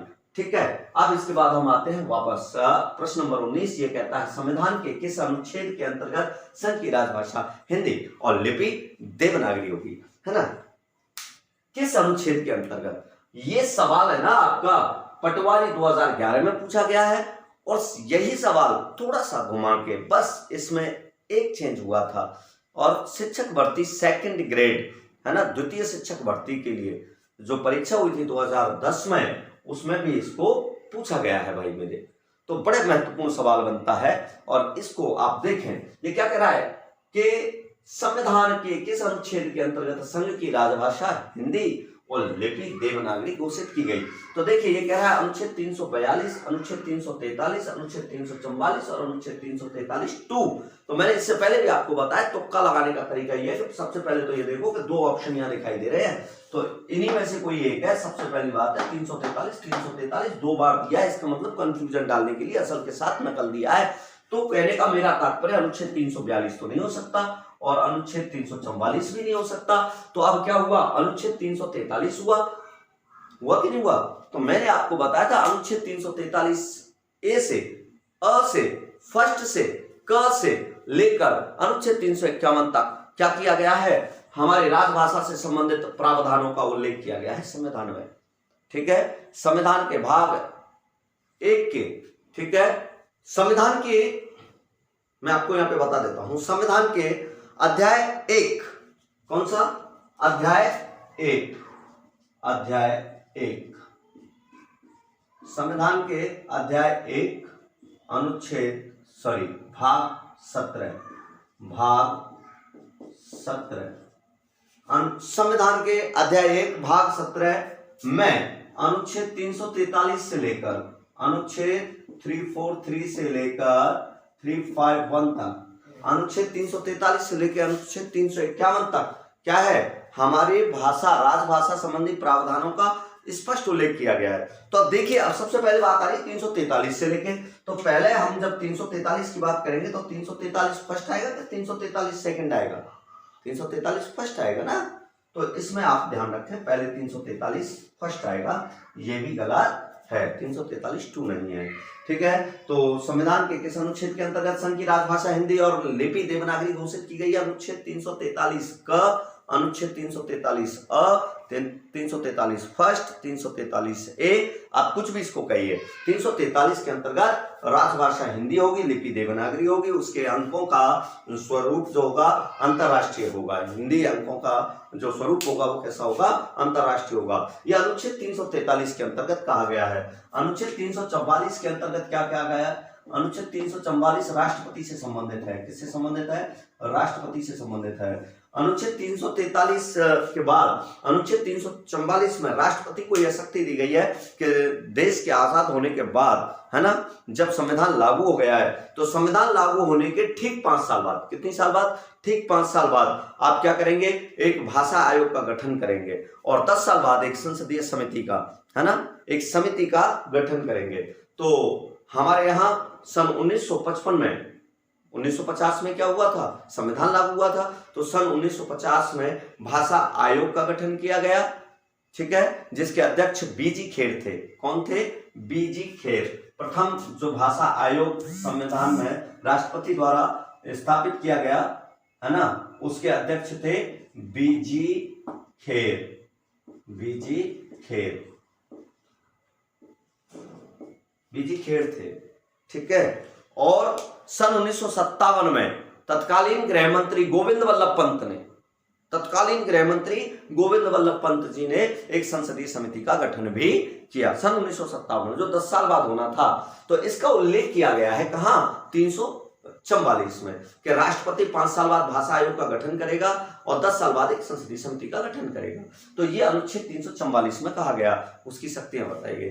345 में उन्होंने बात कही कि भाई कोई भी राज्य अपने राज्य में बोली जाने वाली किसी एक भाषा को या अनेक भाषा को, बोली जाने वाली अनेक भाषाओं में से किसी एक को या अनेक को या फिर हिंदी को अपनी राजभाषा घोषित कर सकता है, अपने सरकारी कामकाज की भाषा घोषित कर सकता है। यह अनुच्छेद 345 में कहा गया।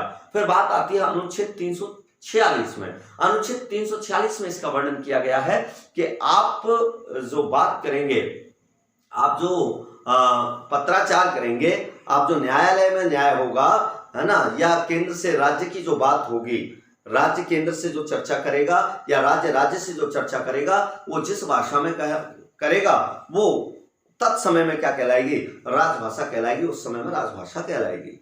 फिर आता है अनुच्छेद 347। जैसा मैंने अभी आपको बताया था, यहाँ पे कहाँ 22वीं अनुसूची में बताया था, है ना, 22वीं अनुसूची में बताया था, जब ये भाषाएं बताई थी मैंने सर आपको। अनुच्छेद 347 में यह बताया गया है कि अगर राष्ट्रपति के समक्ष कोई राज्य ये कहता है ना, पूरे बहुमत के साथ कि हमारी इस भाषा को 8वीं अनुसूची में घोषित किया जाए, शामिल किया जाए, हमारी इस भाषा को या इस बोली को जो बहुत लोगों द्वारा बोली जा रही है, इसको आप क्या करें? राजभाषा घोषित करें हमारी, और 8वीं अनुसूची में इसको शामिल करें। तो ऐसा अभिज्ञात करने पर राष्ट्रपति क्या करता है? इसको 8वीं अनुसूची में शामिल करने का निर्देश देता है। यह होता है आपका अनुच्छेद 347 में। अब आता है अनुच्छेद 348। अनुच्छेद 348 में क्या है कि अनुच्छेद 348 में क्या होगा? अनुच्छेद 348 में जब तक संसद या सरकार क्या ना करे, कोई अन्य उपबंध ना करे, कोई अन्य नियम द्वारा उपबंध तैयार ना करे, तब तक कोई भी उच्च न्यायालय या उच्चतम न्यायालय में होने वाली कार्यवाहियां और उनका जो कार्य होगा वो किस में होगा? अंग्रेजी भाषा में होगा। किस भाषा में होगा? अंग्रेजी भाषा में होगा, हिंदी में नहीं होगा और किसी भाषा में नहीं होगा। जब तक उपबंध न किया जाए, किसी नियम के द्वारा विनियमित न किया जाए, उपबंध के द्वारा विनियमित न किया जाए, तब तक उच्चतम न्यायालय, उच्च न्यायालय, जो न्यायालय की कार्यवाहियां हैं वो किसमें होंगी? अंग्रेजी भाषा में होंगी। फैसले भी अंग्रेजी भाषा में लिखे जाएंगे और उनको, ठीक है, उनका जो प्रकृति पाठ होता है वो भी अंग्रेजी में रखा जाएगा। और इसके बाद अनुच्छेद 349 में ये कहा गया है कि कोई भी राज्य 15 वर्षों तक, जब तक के राजभाषा के लिए वो कानून लगा दिया गया 1965 तक, अंग्रेजी और हिंदी वाला, तब तक अपनी किसी भी भाषा को या उसको बोली को, ठीक है, 345 में जो उल्लेख है उसको आप उपबंधित नहीं कर सकते, आप उसका कोई प्रस्ताव नहीं ला सकते। और अगर लाना ही है तो उसके लिए आपको संसद में राष्ट्रपति की पूर्व में मंजूरी लेनी होगी। बिना मंजूरी के आप संसद में इस प्रकार का कोई प्रस्ताव ला ही नहीं सकते। राष्ट्रपति के बिना मंजूरी के, पूर्व में, बिना पूर्व मंजूरी के, बिना पूर्व स्वीकृति के आप इसको संसद में इस प्रकार का कोई प्रस्ताव नहीं ला सकते। और अनुच्छेद जो 350 है प्यारे बच्चों, अनुच्छेद 350 जो है वो है रिलेटेड जो हमारे हम कहें माइनॉरिटी में अल्पसंख्यक वर्ग जो होता है, तो अल्पसंख्यक वर्ग की भाषाई स्वतंत्रता से जुड़ा हुआ है कि यदि कोई वर्ग, अल्पसंख्यक वर्ग अपनी मातृभाषा में 5वीं तक, प्राइमरी लेवल तक अध्ययन करना चाहता है तो उसको इस प्रकार की स्वतंत्रता प्रदान की जाती है। यह भाषाई स्वतंत्रता से जुड़ा हुआ है। आप उस पर राजभाषा का जबरदस्ती दबाव नहीं डालेंगे। वो 5वीं तक अपनी मातृभाषा में, वो जिसमें है, ठीक है, वो अल्प वर्ग का व्यक्ति है, अल्प समुदाय का व्यक्ति है, ठीक है, तो वह अल्पसंख्यक है तो वह अपनी मातृभाषा में 5वीं तक, प्राइमरी लेवल तक 5वीं तक की पढ़ाई को अपनी मातृभाषा में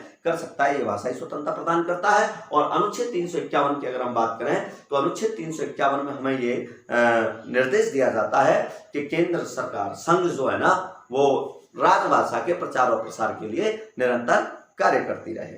ठीक है, तो मैंने इस प्रकार आपको 343 से 351 तक सारे अनुच्छेदों में क्या क्या लिखा है वो बता दिया। अब हम आते हैं अगले इस पे, प्रश्न नंबर 20। बहुत स्पीड से लेके चलना पड़ रहा है, बहुत लंबी वीडियो हो रही है, 21 प्रश्नों की वीडियो भी बहुत लंबी हो गई है और मुझे बहुत सारे प्रश्न आपको देने हैं। तो देखें, प्रश्न नंबर 20 कहता है भारतीय संविधान में राजभाषा के संबंध में किन अनुच्छेदों की व्यवस्था की गई है? जो मैंने अभी अभी आपको उत्तर दिया है, कहां, 343 से लेकर 351 तक। तो इसको देखिए कहां है, 343 से 351 तक, पहला ही ऑप्शन है, तो यही आपका सही है। ठीक है, बाकी गलत है।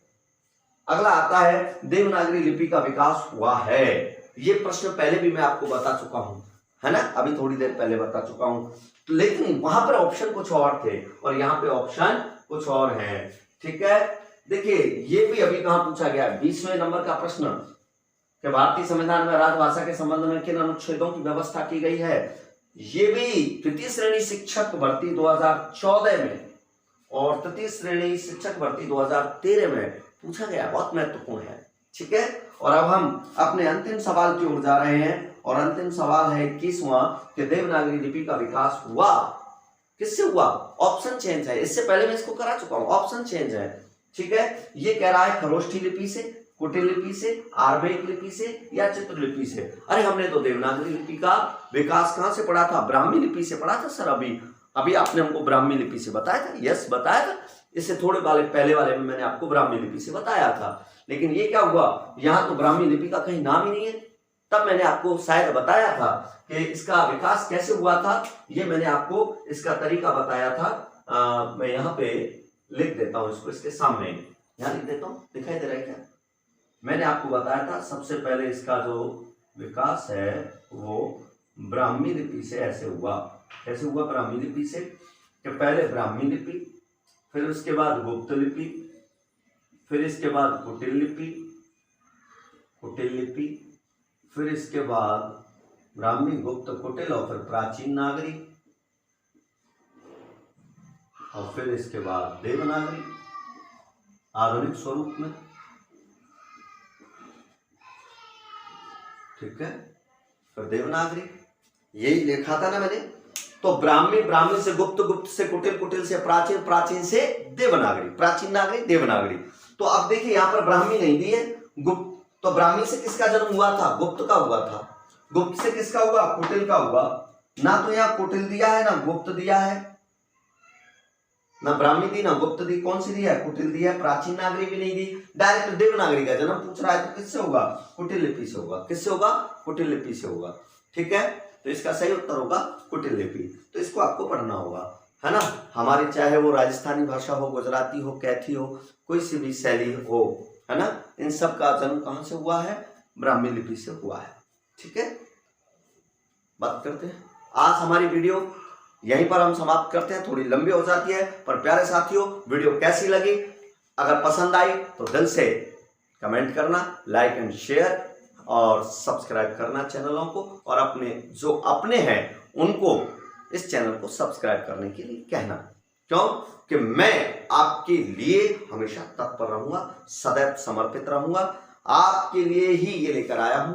और इसी प्रकार की जानकारी द्वितीय श्रेणी शिक्षक भर्ती और व्याख्याता भर्ती की तैयारी कर रहे बच्चों को भी मैं ये बता दूं, चाहे वे किसी भी प्रतियोगी, मैं केवल उनकी नहीं कह रहा हूं, उनके लिए स्पेशल चल रहा है इस समय में, उनके लिए द्वितीय श्रेणी वालों के लिए साहित्य का और ग्रामर का पोर्शन पूरा लेके चलूंगा यहाँ पर। तो जिस तैयारी के लिए उन्हें पैसे देने पड़ते हैं, कोचिंगों में भटकना पड़ता है, उससे कहीं श्रेष्ठ तैयारी, उससे कहीं श्रेष्ठ, मैं यहाँ बिल्कुल रिकॉर्डेड बात कह रहा हूं, उससे कहीं श्रेष्ठ तैयारी आपको यहाँ मैं केवल और केवल आपके प्रेम में करा रहा हूं। इसकी कोई फीस नहीं, मेरी सबसे बड़ी फीस है आपका प्रेम, आपका सम्मान मुझे मिलता रहे। बस मेरे प्यारे साथियों, यहाँ से लेता हूं मैं विदा। धन्यवाद, वंदे मातरम। फिर मिलते हैं अगली वीडियो में इसी प्रकार के मोस्ट इंपोर्टेंट प्रश्नों के साथ। तब तक के लिए विदा।